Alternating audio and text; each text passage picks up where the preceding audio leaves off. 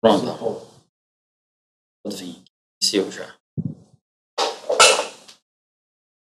Acho que a caneta, não sei se vermelha. Ó, Paulo, você quer que eu bote outra? Hein? Melhor vermelho. Quer melhor vermelha? Porque assim, eu posso mudar a cor dela, entendeu? Fica falhando. Assim. Placa. 6h40. Pode. Bom dia, boa tarde, boa noite, queridos alunos do Ponto da Ciência. Aqui para dar continuação naquele nosso assunto, né, de geologia. E a partir do slide, esse aqui, né, continuando sobre os agentes externos do relevo.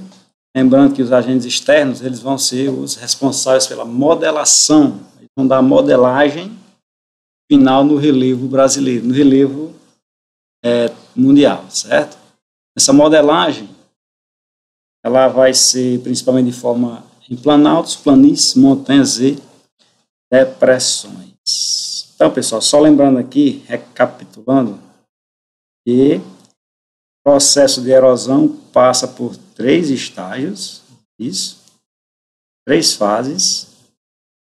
Então, primeiro vai ter o desgaste da área abrasada, vai ter depois o transporte dessa parte que foi erodida, desgastada, e vai ter a deposição desses sedimentos desgastados. Então, por exemplo, aqui a erosão, ela pode ser principalmente através do vento e através das águas, né? Erosão do vento, erosão eólica, né? Éolo, do grego, deus do vento, ventos. E da água nesse forma de chuva pluvial, de neve nival, do rio fluvial. Então, por exemplo, aqui nós temos uma suposta montanha, que era completa aqui, até essa parte final, e sofreu a ação do vento, a ação da água, e foi toda essa areazinha aqui desgastada, né? E o próprio vento, a própria água, transportou essa parte erodida, essa parte desgastada, e findou depositando numa região mais baixa com relação ao relevo, né? Uma região mais baixa, altitude mais baixa com relação a essa montanha aqui de início. Então, primeiramente, desgastou. Segundo, transportou. E terceiro, depositou os sedimentos, certo? Aqui a ação do vento, porque o vento, quando vem, ele não traz consigo somente ar, ele vai trazer consigo vários grânulos, né? Grãos de poeira, areia, por isso que sempre quando venta, sempre cai alguém no olho de alguém, né? Então esses grânulos, quando eles se chocam com a sorra de relevo, elas vão sendo desgastadas. Essas partes que são desgastadas continuarão sendo levadas pelo próprio vento, depositando numa área de relevo mais baixa. Por exemplo, nós temos aqui um exemplo de erosão fluvial, erosão da água dos rios, aqui no Grand Canyon, nos Estados Unidos. Então, dessa área aqui planáltica, até essa área por onde corre o rio, né, o leito do rio, está em média, uma altitude de 1.800 metros.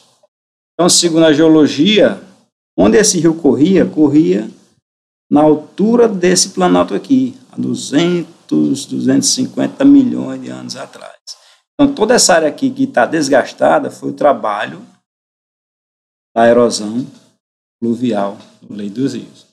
Para vocês verem como é paciente o trabalho da erosão, né, forma de relevo, foi modelando, transformou uma planície no passado, toda essa área que era plana, então foi sendo desgastada por essa água do rio, em sua velocidade, pelo processo de cavidade, vai correr, essa correnteza faz com que vá sendo arrancados pequenos fragmentos do leito desse rio, próximo a essas rochas, aqui no seu leito direito, no seu leito esquerdo. sendo levadas para as áreas mais baixas do relevo, depositando assim e formando novas planícies. Então, tudo isso aqui, pessoal, que a gente está vendo, todo esse desgaste, toda essa erosão, nada mais, nada foi do que esse trabalho ininterrupto e paciente da água desse rio, grande Rio Colorado, né? Através de 200 milhões de anos atrás. Outra coisa bem interessante também, cai muito em Enem, prova de concurso, esse tipo de relevo litorâneo é chamado de falésia. Falésia, né, esse pequeno altiplano aqui, em média de 100, 200 metros, às vezes chega, dá sempre no litoral nordestino, a nível de Brasil, principalmente no litoral nordestino. Aqui ao fundo nós temos Natal, nossa capital, e aqui nós temos uma falésia. Nada mais é do que erosão marítima ou erosão marinha. Falou em erosão marinha, pode ser também chamado de abrasão. Abrasão ou erosão marítima ou marinha. Erosão causada pela água do mar. Aquele velho ditado, água mole em pedra dura, tanto bate até que fura. Então as ondas do mar vêm, seu processo milionário, milhões e milhões de anos, bate com o relevo litorâneo, desgasta-o, né? E nesse processo de ida e vinda, de maré alta, maré baixa, o próprio movimento das ondas, esses fragmentos são sendo transportados para outras áreas litorâneas, formando assim as praias. Isso? Então, a falésia e a praia nada mais é do que fruto da erosão praticada pela água do mar, pela erosão ou abrasão marítima ou marinha. Certo? Aí nós temos nossa questão 6. Fala o seguinte: intemperismo e erosão são dois processos recorrentes que atuam sobre rochas e solos, transformando-os. A diferença entre esses termos é que temperismo e erosão, processos parecidos, mas que tem um pequeno detalhe, uma pequena diferençazinha. Isso? Então, qual é a diferença entre esses dois termos? Está dizendo o seguinte, que o primeiro, no caso do intemperismo, faz referência à decomposição, e o segundo, à desagregação. Decompor, né? Desagregar. B. A erosão é um processo natural. O intemperismo é um processo antrópico. Antrópico vai ser, me situar aqui, vai ser tudo aquilo que vem das ações humanas, tudo aquilo que vem do homem. Primeiro, pessoal, aqui houve uma reversão aqui, né? Uma inversão. O intemperismo, ele sempre vai ser um processo natural.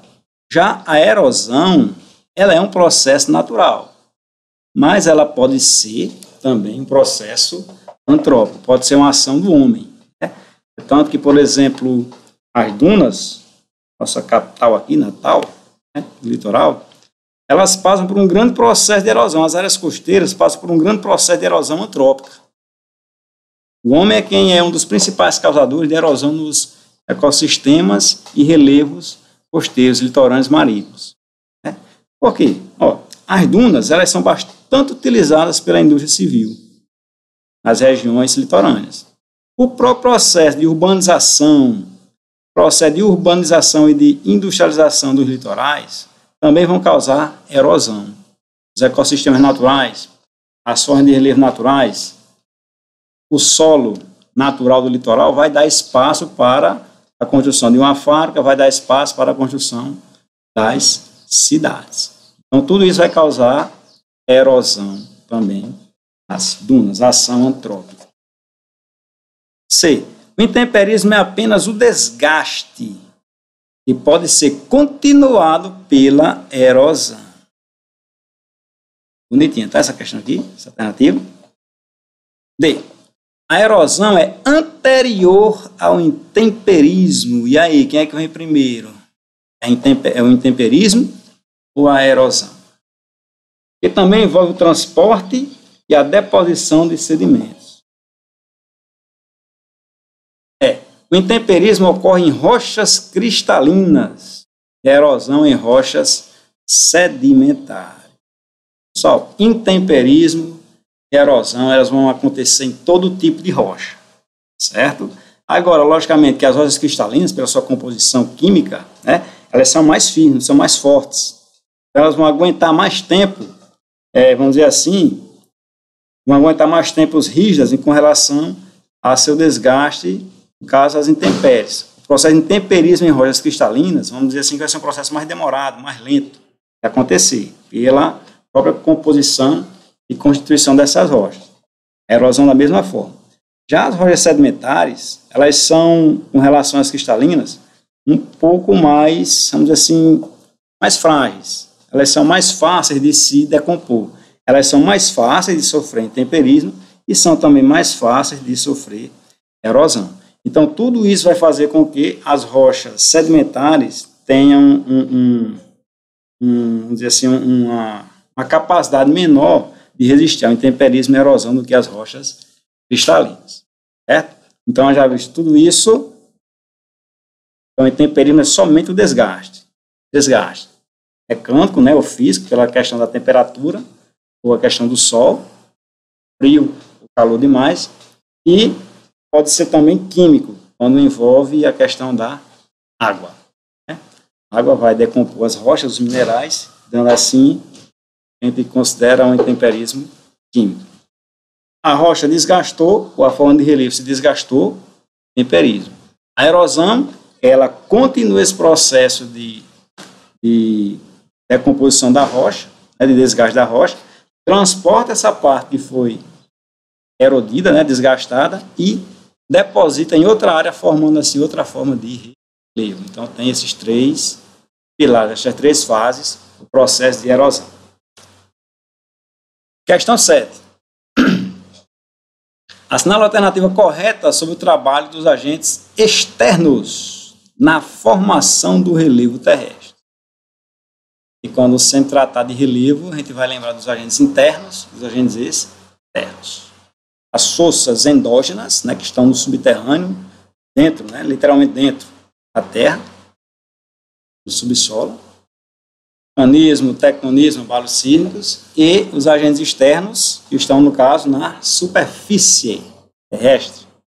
Vento, chuva, água, de rio, de neve, isso, temperatura, calor, frio, esse tipo de coisa aí.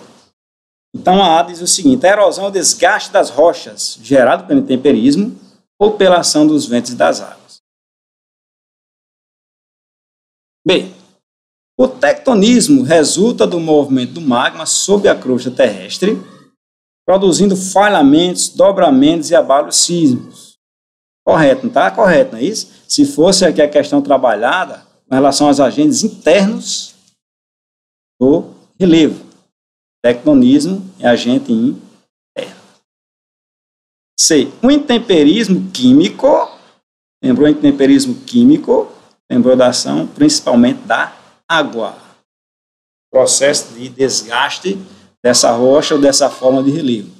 Produz a desintegração mecânica das rochas e é mais encontrado nas áreas desérticas, quentes e frias.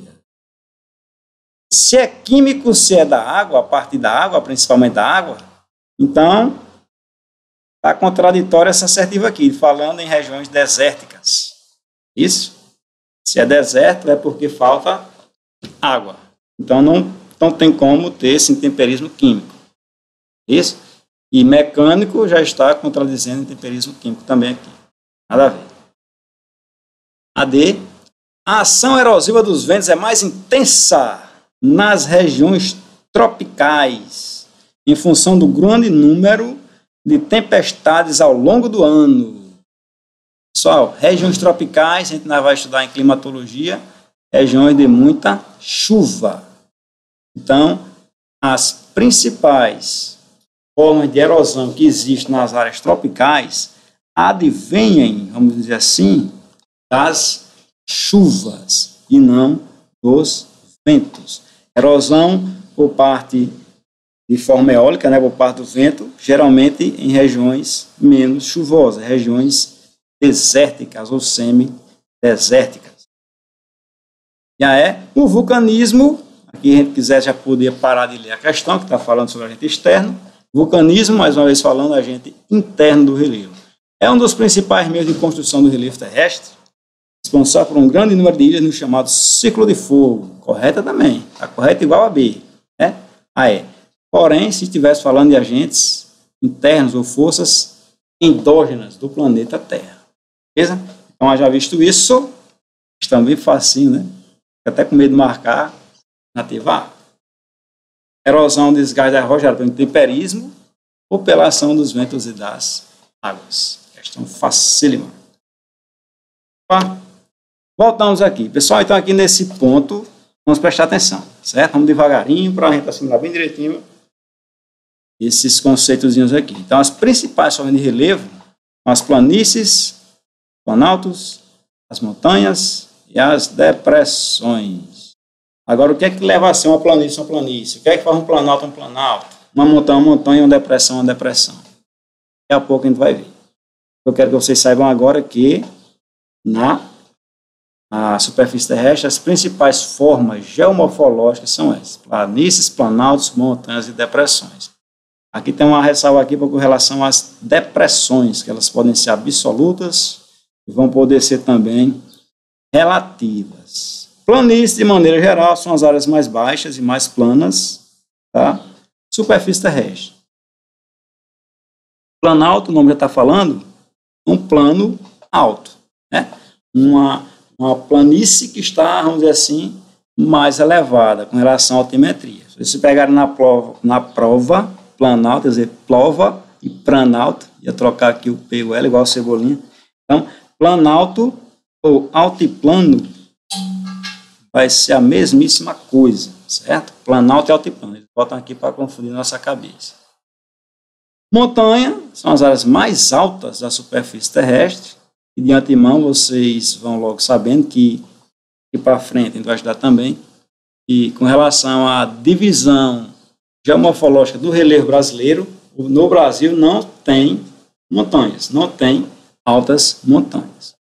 Certo? Somente planícies, planaltos e depressões. As depressões são as áreas mais rebaixadas da superfície terrestre, ou seja, são os grandes buracos que nós encontramos em nossa superfície.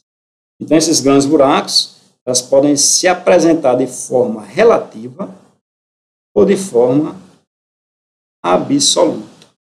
Quando é que uma depressão é relativa? Então, ela vai ser relativa quando ela estiver abaixo das outras formas de relevo, né?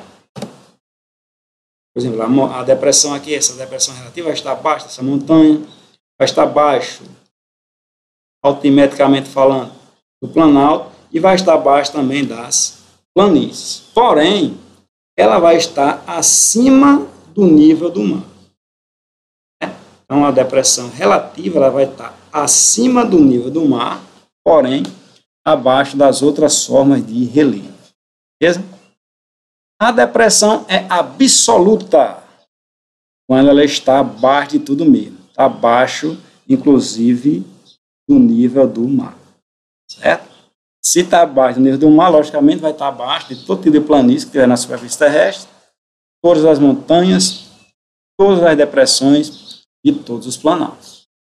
Mas pode ter depressão na superfície terrestre, na parte continental? Tem sim. Eu ia falar no Mar Morto, né, que fica ali em Israel, e no Oriente Médio. O Mar Morto tem está localizado, aliás, a quase, mais ou menos 400 metros abaixo do nível do mar. Porém, está numa área continental.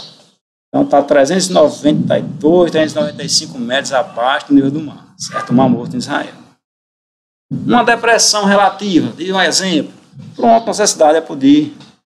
Vocês vêm descendo ali, sentido Mossoró, né, Apodi, quando descem ali a Serra Chapada, eles veem que nossa cidade é um buraco, né, fica dentro de um buraco. Ali é a depressão sertaneja. Então, Apodi está mais ou menos a 67 metros acima do nível do mar, certo? Porém está abaixo de uma planície, de um planalto e uma montanha. Né? Então, Apodi, ela pode ser considerada, está localizada numa depressão relativa, certo? Porém está acima do nível do. E agora aqui vamos prestar um pouquinho mais de atenção, a gente vai estudar também o relevo submarino, é o fundo do mar, como diz a história, o fundo do oceano.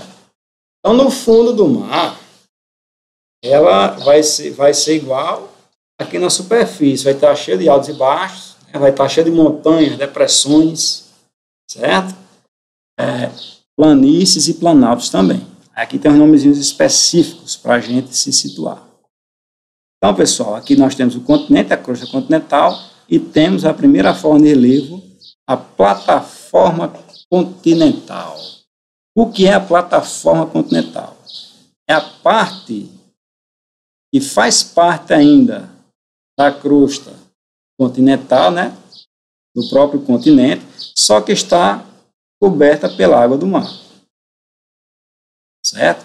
Então, a plataforma continental, essa área da crosta continental, da superfície terrestre, que está submersa, mas que faz parte dessa crosta continental. Tem uma profundidade média de 200 metros. Né? A plataforma continental vai ter, em média, 200 metros de profundidade. Economicamente falando, vocês não vão esquecer jamais que a plataforma continental tem uma grande importância econômica para o homem, porque nele a gente vai encontrar grandes jazidas de minerais não metálicos, isso, como o petróleo e o gás natural. Economicamente falando, caiu na prova com a importância que as áreas de plataforma continental têm para a humanidade, e você não esqueça, são áreas de depósitos de jazidas de minerais não metálicos, principalmente o petróleo e o gás natural, que nós damos mais na frente. Certo? Aqui nós temos depois, pessoal, o talude continental. Não esqueçam, talude continental, ou só talude. Vai ser a área que vai demarcar onde termina o continente e onde vai estar iniciando realmente o relevo submarino. Vai ser a área de transição entre o continente, certo? E o relevo submarino. Não esqueça, o talude. Então, terminou a plataforma continental, a crosta oceânica se encontra com a crosta continental, certo? Fazendo com que surja um grande abismo, chamada de talude, chamada de talude, e vai descer em média 2.000 metros. A partir desses 2.000 metros, nós vamos chegar mais ou menos no que a gente se diz ser o fundo do mar. E o fundo do mar, onde a gente vai encontrar os planaltos, as planícies, as montanhas e as depressões submersas, vai ser chamada de região pelástica ou região abissal. Então, caiu na prova do Enem, região abissal ou região pelágica é o fundo, é o assoalho oceânico propriamente dito. E todas as formas de relevo submarino vão estar localizadas justamente nessa região abissal ou nessa região pelástica, que é a mesma coisa. Beleza? Então, no fundo do mar, nós temos as dorsais, que é uma dorsal oceânica, umas grandes cadeias de montanhas que existem no fundo do mar. Nas cadeias de montanhas, aqui fora, no exterior, né, na crosta terrestre, nós temos, como a gente estudou a aula passada, os Andes, fica na América do Sul, logicamente o Himalaia, fica em superfície. Então existe, vamos dizer assim, Andes, Himalaias, rochosas, no fundo do mar. Então essas grandes cadeias de montanhas submarinas são chamadas de dorsais oceânicas. Montes marinhos, que são as montanhas mesmo, do fundo do mar. e Gaiots, ou Guiots, que eram montanhas que conseguiam no passado ficar emersa, ficar fora do nível do mar, acima do nível do mar, e com o processo de desgaste, de erosão, foram sendo rebaixadas e hoje se encontram abaixo da linha oceânica, abaixo da linha de 0 metro oceano. Certo? Aqui, só para vocês terem uma ideia, que o continente, essa parte aqui ainda é continente, só que está submersa, chamada de plataforma continental. Justamente nessa área aqui onde se extrai, não em todas as áreas de plataforma continental, mas se encontra petróleo, gás natural em região oceânica, vocês já vão saber que vai estar localizado na plataforma continental, que, como eu falei há pouco, ela tem em média 200 metros de profundidade. Vai, digamos assim, de 1 centímetro abaixo do nível do mar até 200 metros de profundidade. Então, vocês vão pegar a prova do Enem, vem lá umas questões que falam sobre zona econômica exclusiva, aí, plataforma continental, que a gente já falou, aí fala mar territorial,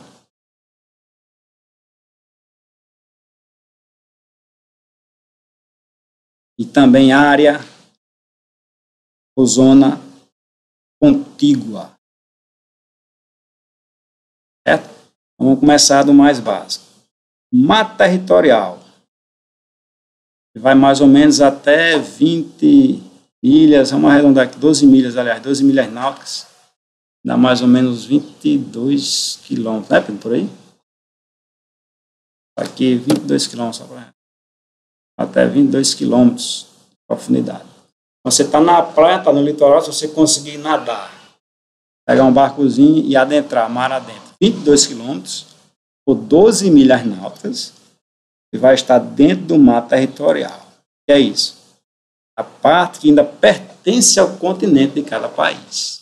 Legalmente falando, por questão de direito de exploração, área jurídica, essas coisas, jurisdição, o mar territorial vai pertencer a todo o país que tem litoral, logicamente. Até 22 quilômetros a partir da sua costa, do seu litoral.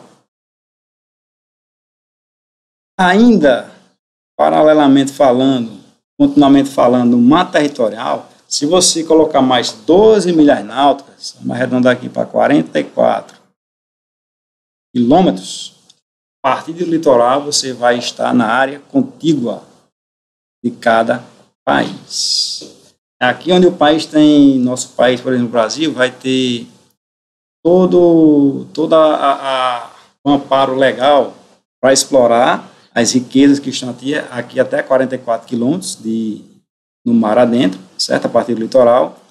Vai ter a jurisdição de fiscalizar tipos de embarcações que entram nesse território. Logicamente, se não for, por exemplo, um navio brasileiro, isso, vai estar lá fiscalizando, saber o que é, quem é. E também vai estar aqui também controlando a questão do tráfico humano. Questão de imigrantes ilegais que tentam entrar aqui no Brasil, não tem muito isso não, né? Apesar de que já teve, mas que aqui não tem muito não, essa questão de tráfico de pessoas a partir do mar, como a gente vê muito ali na Itália e na Grécia. Beleza? E por último aqui a zona econômica exclusiva, que são 200 milhas náuticas, ou mais ou menos 370 quilômetros mar adentro. Bom, corredor 370 quilômetros mar adentro. Então, essa zona econômica exclusiva, todo tipo de riqueza mineral ou de fauna marinha, um país pode explorar. Então, até 370 quilômetros, qualquer país que tenha litoral vai estar em sua zona econômica exclusiva. Se é exclusiva, somente aquele país vai ter o direito, a nível internacional, de explorar as riquezas daquela área. Certo? Mar territorial, primeirozinho aqui, área contígua, até 44 quilômetros, e zona econômica exclusiva, até 370 quilômetros. A partir de 371 quilômetros, Aí a gente já entra naquela área que fala águas internacionais, mares internacionais. Ali ninguém é de ninguém, não tem lei, certo?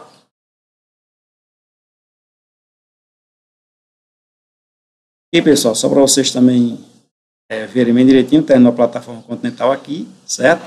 Essa região que vai demarcar onde termina a crosta continental e onde começa a crosta oceânica, que é chamada de talude. Crosta continental, crosta oceânica. Beleza? Dorsal oceânica, as grandes montanhas submarinas e as grandes depressões, chamadas de fossas abissais. Questão 8. Questão que não é nessa daqui, só lembro qual foi o ano.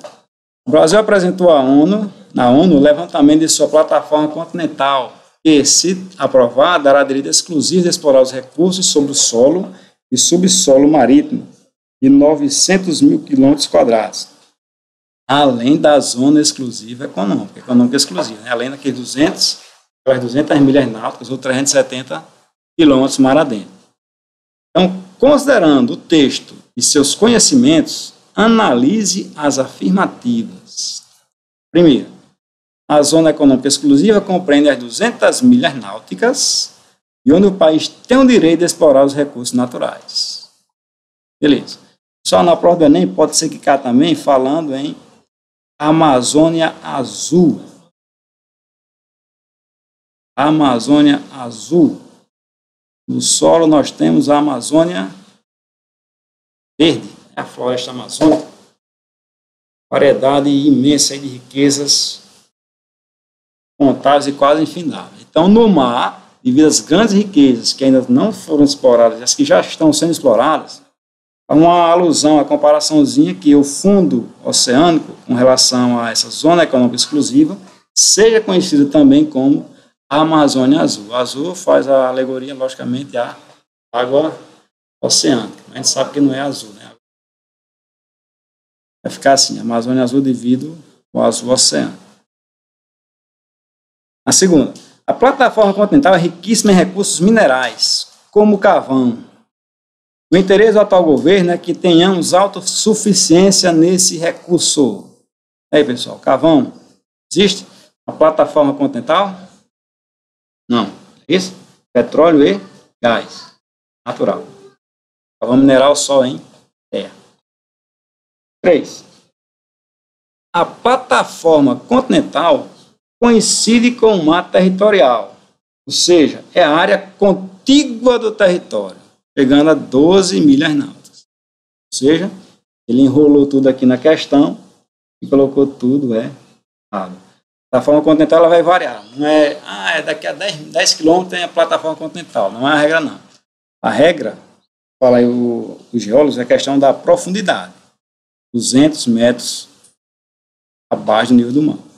Possa ser que no litoral, por exemplo, Potiguar, você chegue na plataforma continental com 100 quilômetros mar adentro. Mas pode ter país aí que você chegue na plataforma continental, atinge esses 200 metros de profundidade, com somente 30, 40 ou 50 quilômetros mar adentro.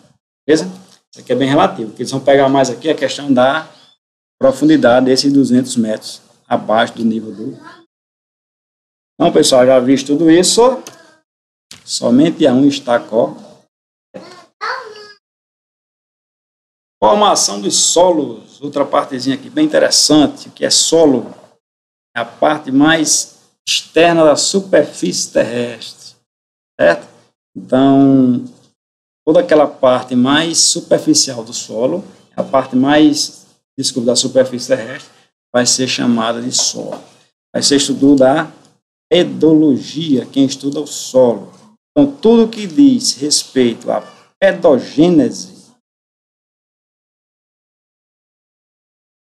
tudo que se diz respeito à pedogênese, ou seja, a origem, a origem do solo, vai ser estudado pela pedologia. Quando vocês forem estudar solo, o que é que a pedogênese vai estar botando aqui para vocês? Vai estar colocando que o solo ele vai ter uma origem a partir de uma rocha, né, a partir de um mineral. Então, A pedogênese vai tratar sobre a composição mineral desse solo.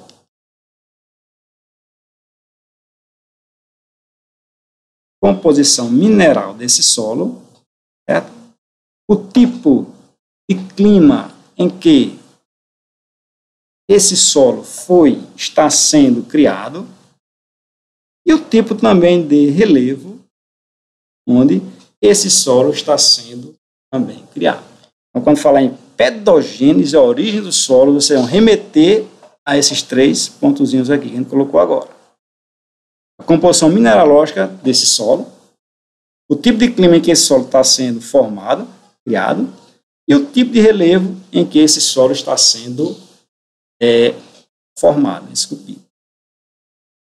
Então, o solo, eles formam a partir do temperismo das rochas, né, o seu desgaste, se acumula em determinado local, juntamente com materiais orgânicos, água e ar. Solo nada mais é do que minerais, matéria orgânica, água e ar. Em relação à profundidade, em relação à fertilidade do solo, tudo isso vai depender, como eu falei, composição mineralógica, esse tipo de rocha desgastada, pelo tipo de clima em que foi formado e onde vai estar localizado esse solo. De antemão, vocês vão prestar atenção que os solos nas regiões tropicais, devido às chuvas, eles vão se formar mais rápidos do que os solos localizados em regiões, por exemplo, temperadas, que tem aquelas 4 estações do ano bem definidas, certo? Então, quando se falar de solo que nasceu, que está se criando em regiões tropicais, vocês saibam que eles vão se formar bem mais rápido do que nas regiões temperadas. Para vocês terem uma ideia, a formação de um solo em região tropical, ele vai durar em média 100 anos, 1 centímetro de solo, certo? Então, para se formar 1 centímetro de solo numa região tropical, vai durar em média 100 anos. Quando você coloca para a região temperada, isso aqui vai praticamente dobrar esse tempo aqui. Então, a cada centímetro de solo que é formado na crosta terrestre, em região tropical, a natureza vai demorar 100 anos para formar ele. Região temperada praticamente vai ter essa dobra de tempo. Beleza?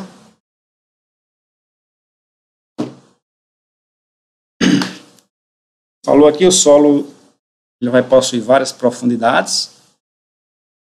Podem ser eluvionais e aluvionais. Isso aqui pega muita gente em Enem. Eluvional com E, aluvional com A. Que são solos de aluvião. Aluvião. Solos aluvionais. Eles vão se formar longe, certo? Da área desgastada.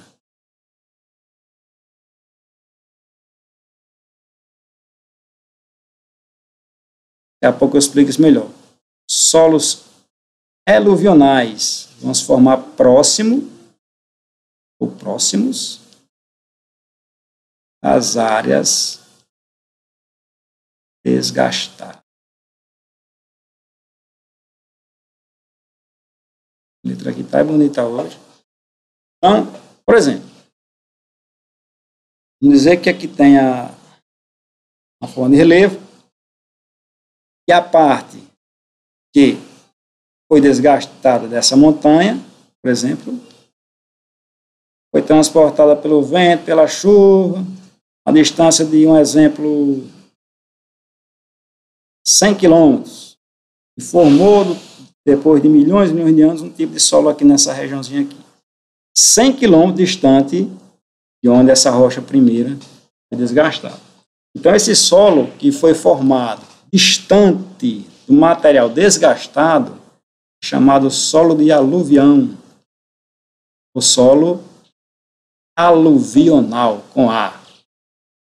Da mesma forma, se uma rocha, de uma forma de relevo aqui, é desgastada, o material desgastado é depositado próximo dessa área, que essa rocha foi desgastada, essa forma de relevo foi desgastada, formando assim um solo próximo dessa área aqui, vamos botar aqui 15 quilômetros, um exemplo, esse solo aqui vai ser eluvional. Certo? Eluvional, o solo se formou próximo da área da rocha pré-existente desgastada. O solo de eluvião. Solo aluvional ou de aluvião é o solo formado longe, distante da montanha, da forma de relevo que foi desgastada. Preste atenção, isso aqui pega muita gente entender. Eluvional e aluvional. Aqui a gente colocou aqui só alguns principais tipos de solo que existem pelo mundo afora, né? Loess é um solo amarelado que aparece na China, um dos mais férteis do mundo. O Podzol-Chernozem aparece na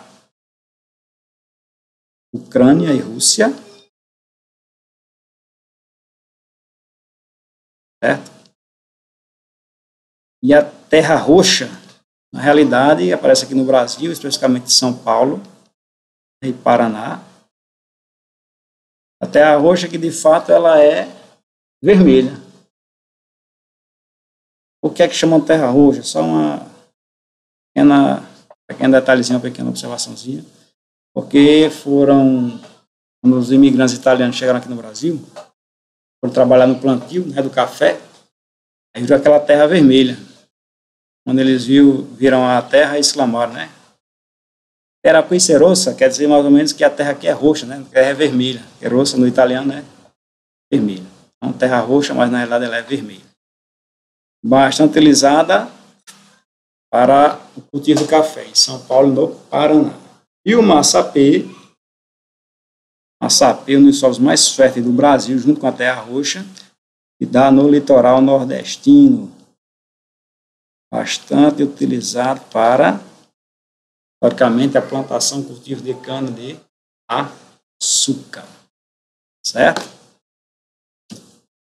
Aqui, só para finalizar nossos estudos sobre solo, nós temos os seus horizontes.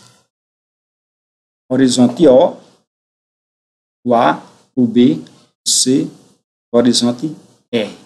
Como eu falei, todo solo tem profundidade diferente devido à sua composição mineralógica, devido ao seu tipo de solo, devido à sua fertilidade.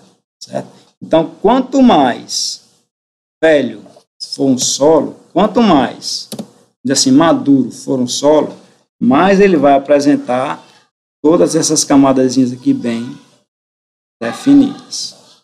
Certo? Então, o solo ele começa com a rocha mãe, né, a rocha matriz, que vai passar pelo processo de erosão e desgaste, certo? Que vai dar origem, por sua vez, ao horizonte C, que nada mais é do que a rocha desgastada, os materiais que foram desgastados, erodidos, a rocha matriz, certo? E por composição vai ser absorvido pelo horizonte B, certo?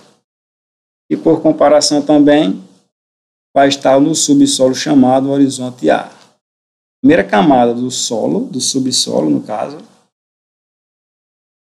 será aqui o horizonte A. Vai ter tudo aquilo que tem no horizonte O vai ser de orgânico, né, a matéria orgânica. Vai dar origem à fertilidade, juntamente com a composição mineralógica desse solo. Então, o horizonte O vai encontrar aqui, assim, a matéria orgânica. E com o tempo vai se decompor, vai se compactar e vai ficar, vamos dizer assim, um pouco soterrada, dando origem ao horizonte A. Vai encontrar água, minerais e materiais orgânicos em decomposição, que é chamado de humus. No horizonte B, ele vai encontrar tudo aquilo que tem no horizonte A, menos a questão do humus, mais matéria mineral e água e ar. Certo? Então, no horizonte B, a gente não vai encontrar a matéria orgânica, propriamente falando. encontrar somente matéria mineralógica, água e ar. Certo? O horizonte C, já foi falado. Questão das partes degradadas, erodidas do horizonte R, no caso, a rocha matriz. Então, quanto mais velho o solo, quanto mais completo for o solo, mais ele vai apresentar todas essas camadas bem definidas. Tem a questão 9. Os solos do semiárido nordestino são, em geral, os mais rasos que os solos do sul e do sudeste do Brasil. Em virtude de quê?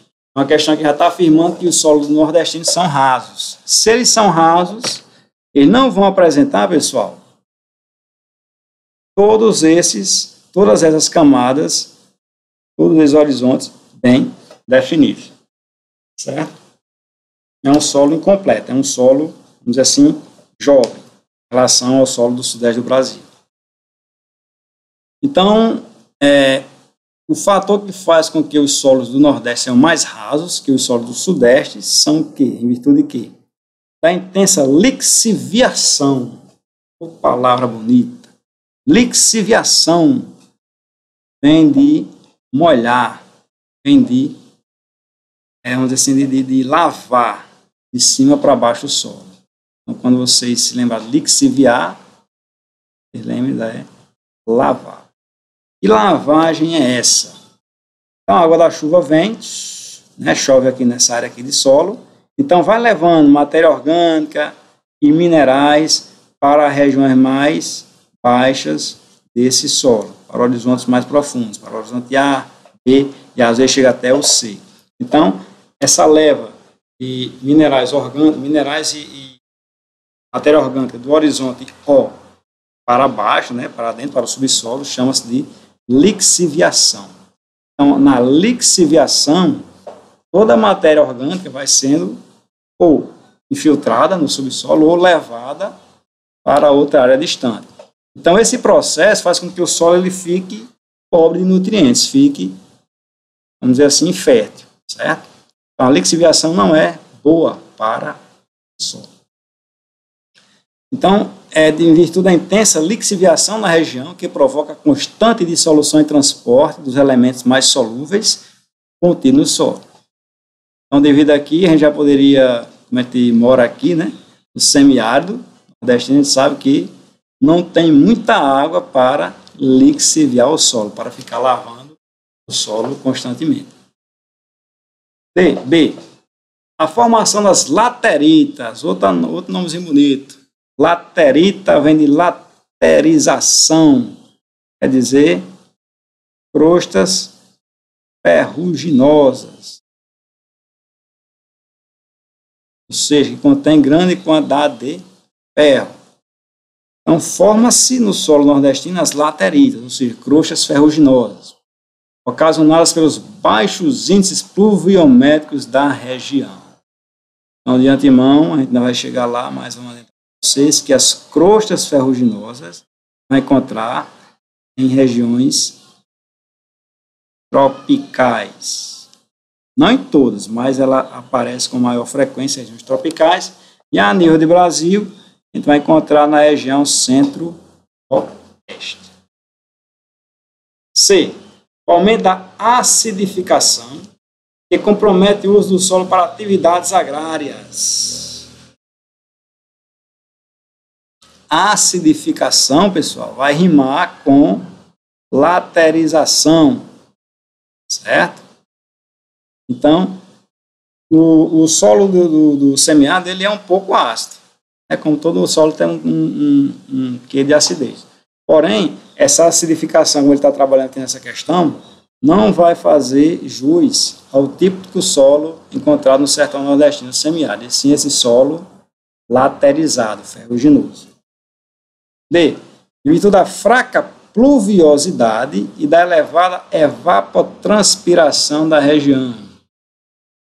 O solo é raso porque chove pouco, e chove pouco, não desgasta o relevo. Se não desgasta o relevo, não há como estar sempre renovando ou formando tipos de solo. E da diminuição de nutrientes e minerais de nutrientes, minerais e orgânicos, decorrente do clima seco e quente. Aí, clima seco, clima desértico. Nosso clima é semi-árido, clima de transição para o deserto. Beleza?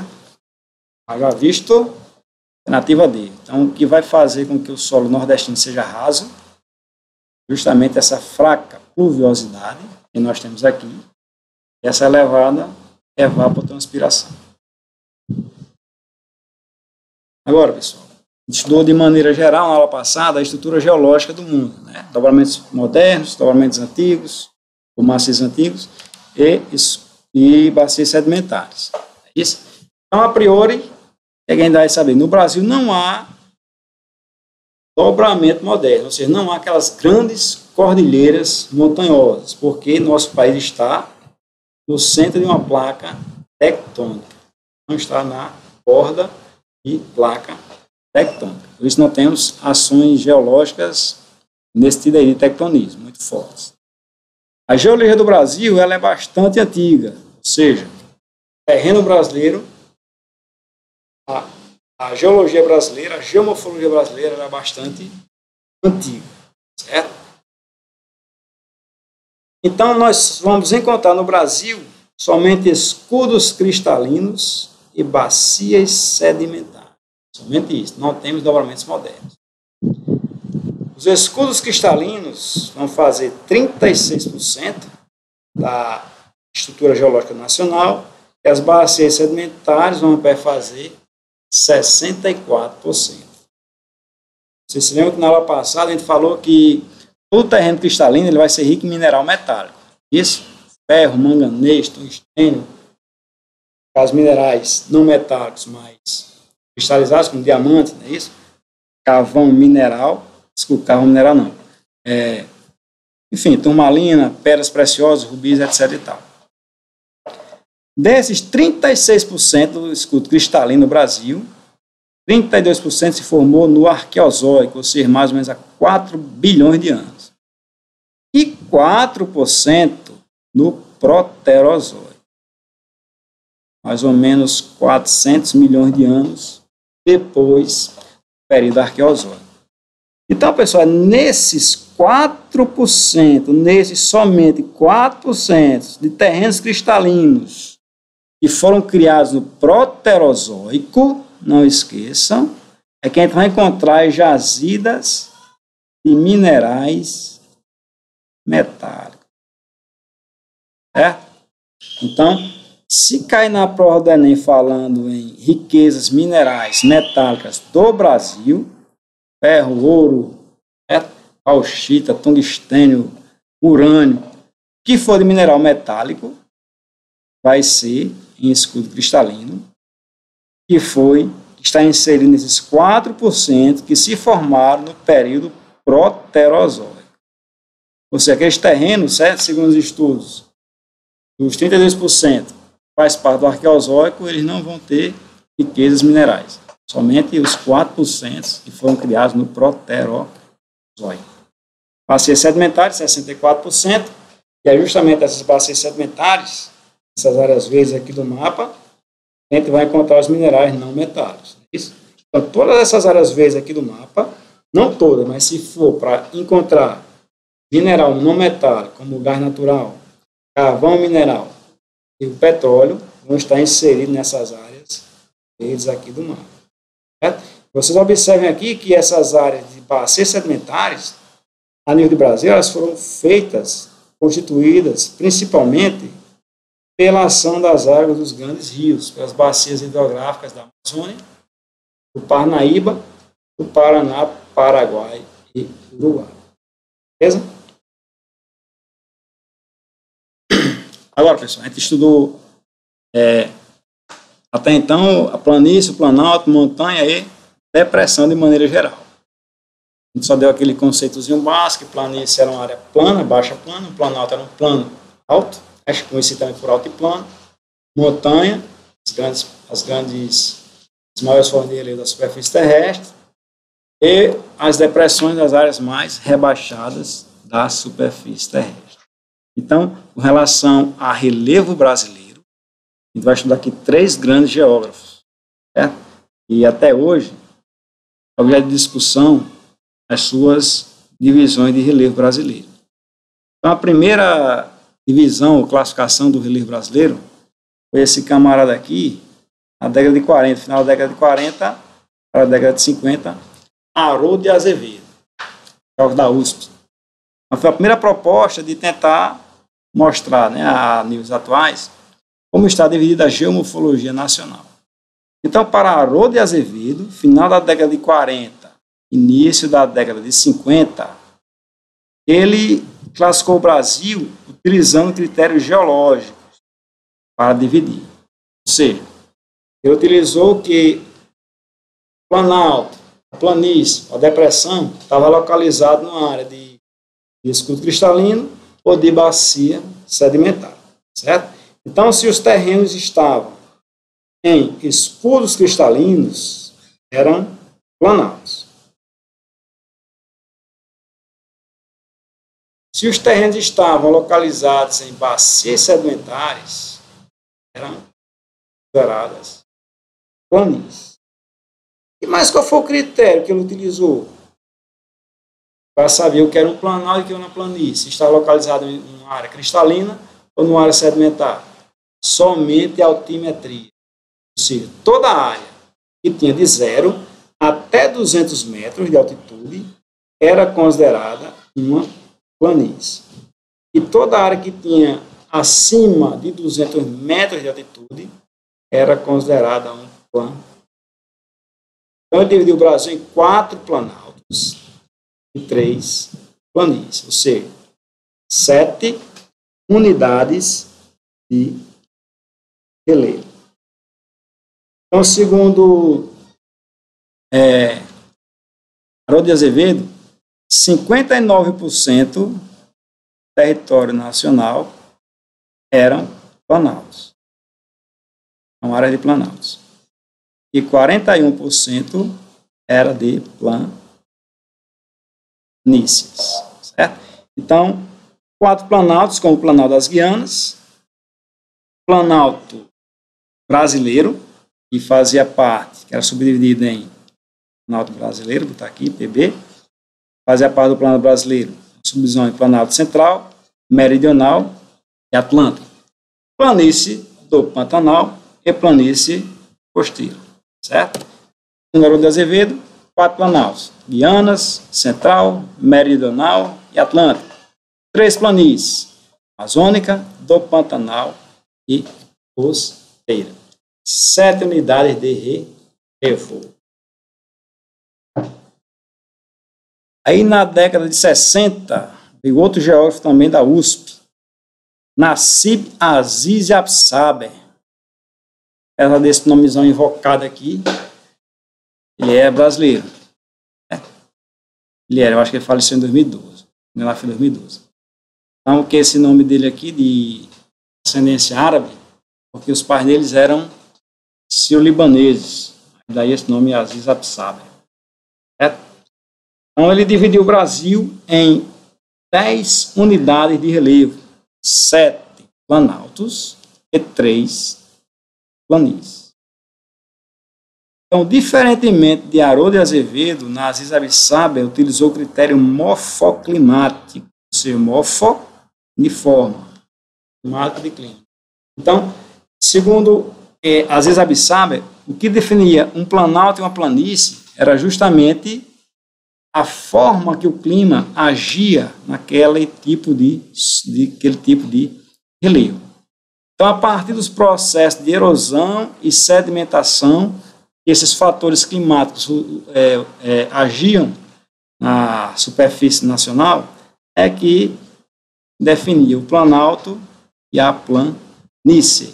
Então, planalto, segundo Aziz Absaber, não esqueçam, era toda a área onde a erosão era maior que a deposição de sedimentos. Então, o planalto era uma área que estava em constante processo de erosão, de desgaste, e não estava sendo rejuvenescida, não estava sendo renovado. Não estava havendo nessa área deposição de sedimento, somente desgaste. Já a planície era o contrário. O processo de deposição de sedimentos seria maior do que o processo de erosão e desgaste. No Parapsamba, toda a planície era uma área jovem que o Planalto. Era uma área que estava recebendo sedimentos de outras áreas erodidas do relevo brasileiro. Então, na planície, o processo de deposição, ou seja, de rejuvenescimento, era maior do que o seu processo de desgaste. Certo? Aqui, só para vocês saberem, os 7 planaltos das Guianas, o brasileiro, que é livre de Planalto Central, do Maranhão, Piauí, nordestino, Planalto de Serra do Leste e Sudeste, o meridional e o uruguaio, sul, Rio Grandense. E as 3 planícies. Planície de terra baixa da Amazônia, a do Pantanal, as planícies de terras baixas costeiras. Certo? Então, já nessa divisão de Absaber, 75% do território brasileiro era planáltico, né? De planaltos. E o restante, 25%, era de planície. Certo? Observem que até aqui não entrou depressões. E somente planaltos e planícies. Agora aqui o bicho pega. Então, entre 1980 e 1985, outro geógrafo da USP, preocupado em mapear o território nacional, deu a mais nova, né, apesar de ser de 85, a mais nova e a mais atual divisão do relevo brasileiro. Jurandir Luciano Sanches Rossi, Jurandir Rossi.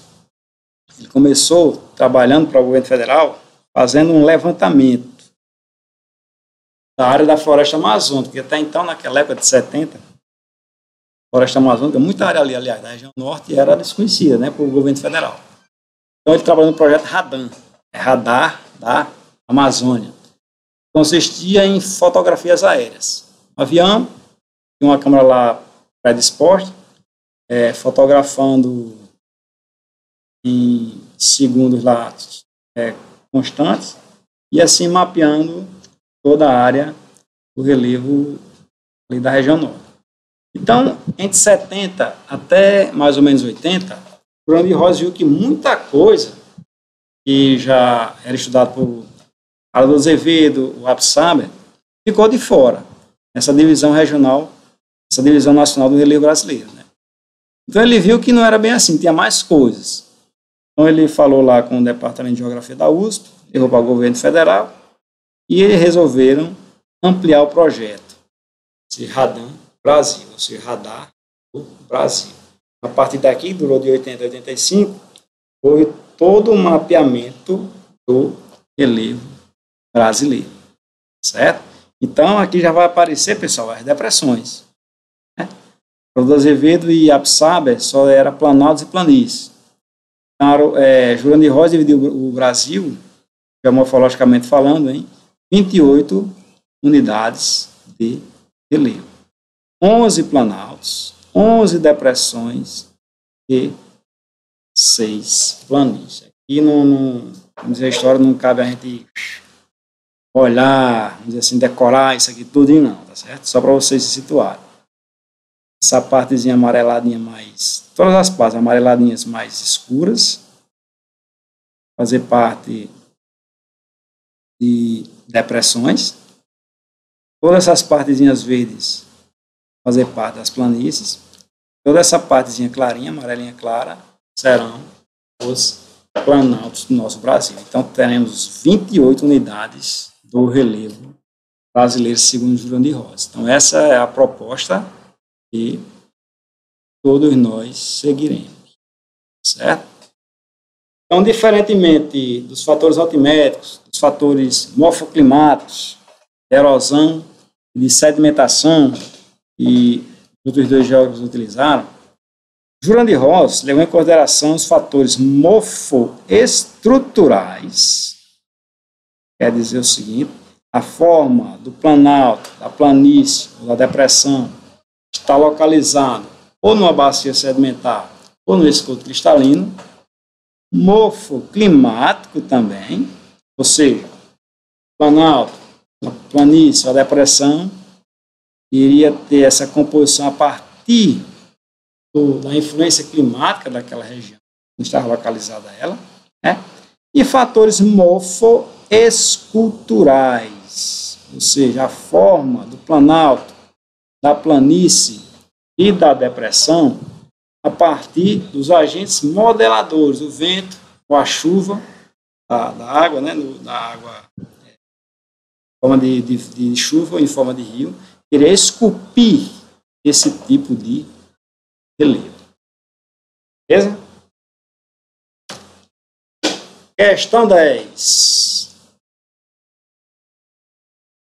Processos físicos, químicos e biológicos associados às ações antrópicas alteram significativamente o relevo. Observe as figuras a seguir. Tem aqui a figurinha 1, né? Terreninho plano, intocávelzinho. Temos aqui a figura 2, dá para ver aqui um rio passando por aqui, dá para ver aqui algumas montanhas.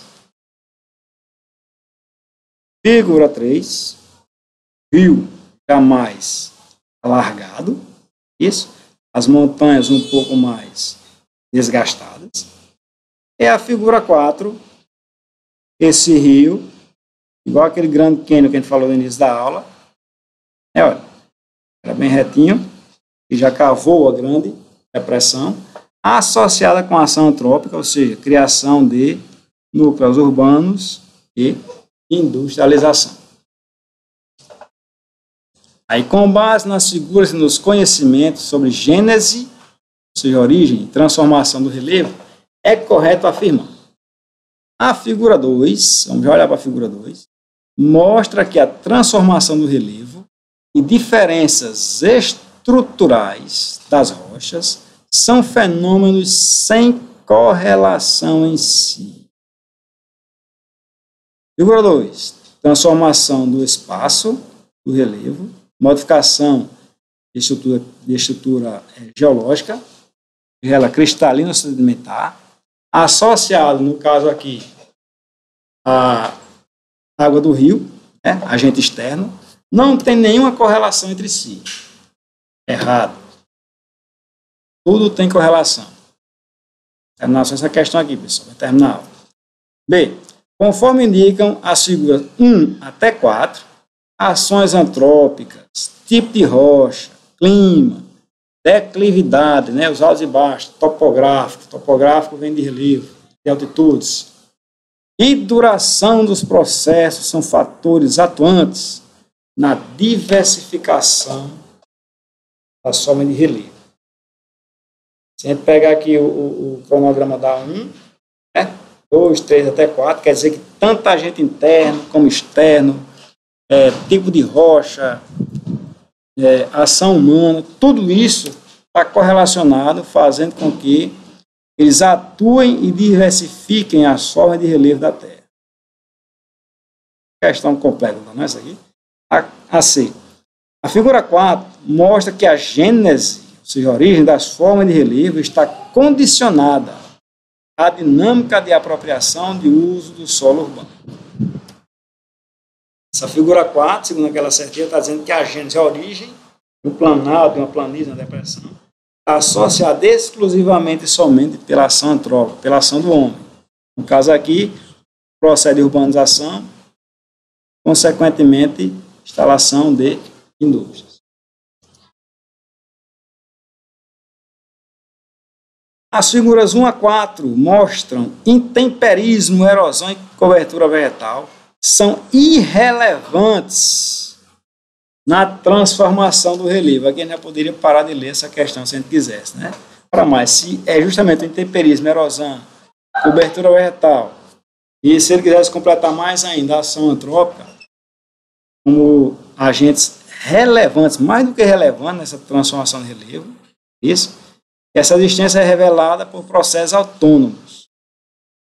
Nem sempre, como a gente falou, que há também a ação do homem, fazendo com que a natureza não tenha essa autonomia de transformar nem sempre o relevo como ela quer. Exemplo daquela costa litorânea que a gente falou, cidade de Natal, né? As dunas, os ambientes ali costeiros, as planícies costeiras, tabuleiros costeiros, estão perdendo espaço para a construção civil, urbanização, expansão de indústrias. E aí, como mostra a figura 1, os processos de gênese e transformação do relevo são intensos nas médias e altas vertentes e nulos nas áreas de deposição. Jamais, pessoal, altas vertentes com relação a rio, né? O rio vai nascer na sua cabeceira, como fala a história, na sua nascente, e na medida que ele vai descendo no seu percurso, curso superior do rio, a metade do rio, curso médio, já quando ele vai desaguar no mar, no oceano, curso inferior.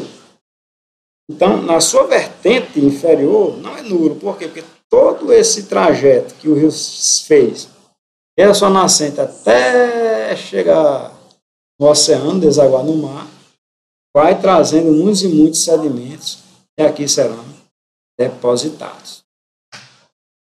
Então, pessoal, questão 10, assertiva B, né, questão mais do que correta.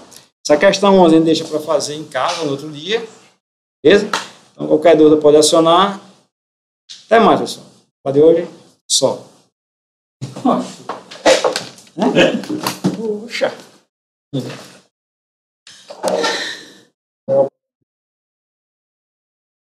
Deixa eu salvar ele aqui, que eu já mando. Não vai usar não. Ei, Paulo, eu não transferi não. A semana passada não.